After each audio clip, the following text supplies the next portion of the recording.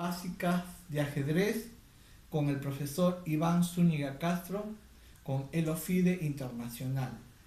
Vemos en el tablero 64 casillas, de las cuales 32 son verdes y 32 son blancas.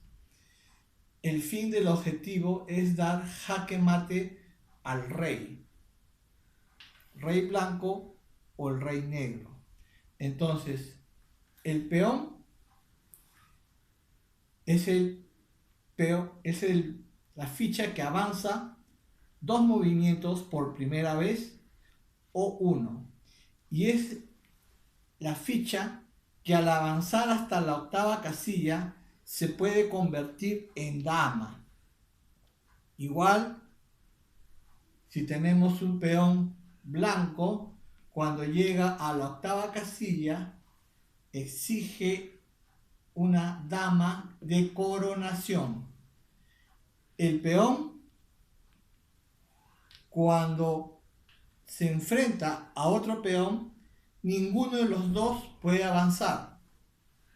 Solo va a poder avanzar cuando otro peón pueda ser comido por el peón negro en este caso, y si le tocase jugar al blanco, el peón blanco come. ¿Cuándo se da el peón al paso? Cuando salta el peón, acá salta, y este peón tiene derecho a comer aquí. A su vez, si el peón blanco salta aquí, este movimiento se va a llamar al paso. Luego tenemos la torre, que se mueve en forma vertical y horizontal. En el centro del tablero va a formar una cruz para un movimiento vertical y un movimiento horizontal. Tenemos el alfil, que se mueve en forma diagonal. Cuando el alfil llega de un extremo a otro, se va a llamar la gran diagonal. Entonces, el movimiento de alfil y de la torre hace el movimiento de la dama. Entonces tenemos que la dama hace el movimiento diagonal, que hace también el alfil, y el movimiento vertical, que también hace la torre, y horizontal, que también hace la torre. Por eso vale 10 puntos. La torre vale 5 y el alfil vale 3. Tenemos el movimiento del caballo, que cuando sale hace el movimiento de una L. Es la única ficha que salta a través de peones, alfiles, torres y demás fichas. Entonces tenemos que si el caballo lo ubicamos en el centro del tablero, va a valer mucho más en el centro del tablero que en cualquier otro sitio, porque si lo ubicamos en una esquina al caballo, va a poder moverse solo 2 casilleros. Entonces en el centro del tablero vale mucho más. Entonces aquí aplicamos un principio de ajedrez que nos dice que el valor de las fichas depende de su movilidad. Aquí el caballo vale mucho más que en cualquier otro sitio. Luego tenemos el movimiento del rey.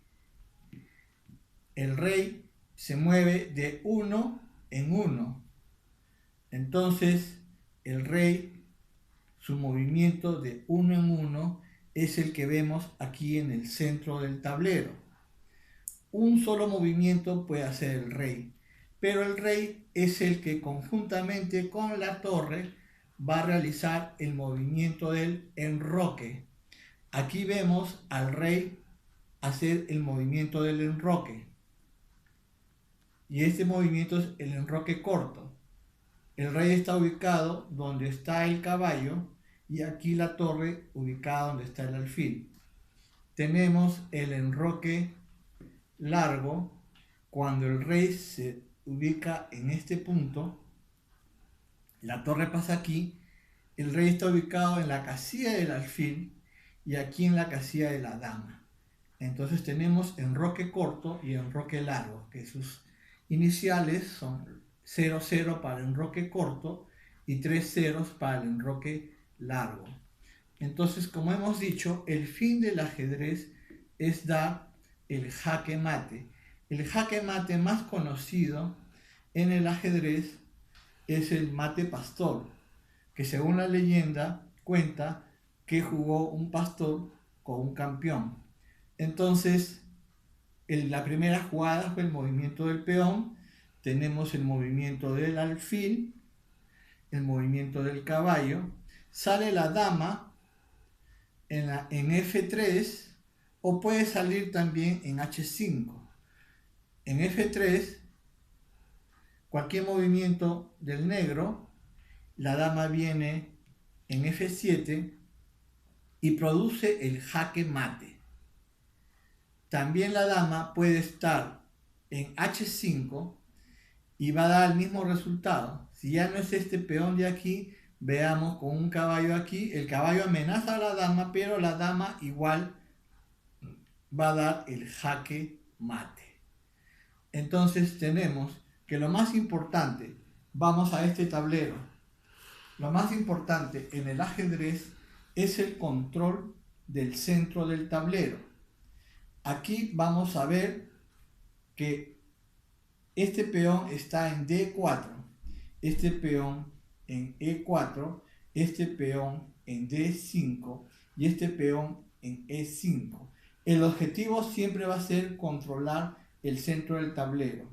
Este caballo amenaza estas dos casillas que son parte del centro del tablero.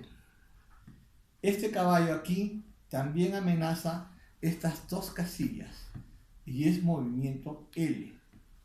El alfil, estos alfiles también se dirigen hacia el centro del tablero en forma diagonal.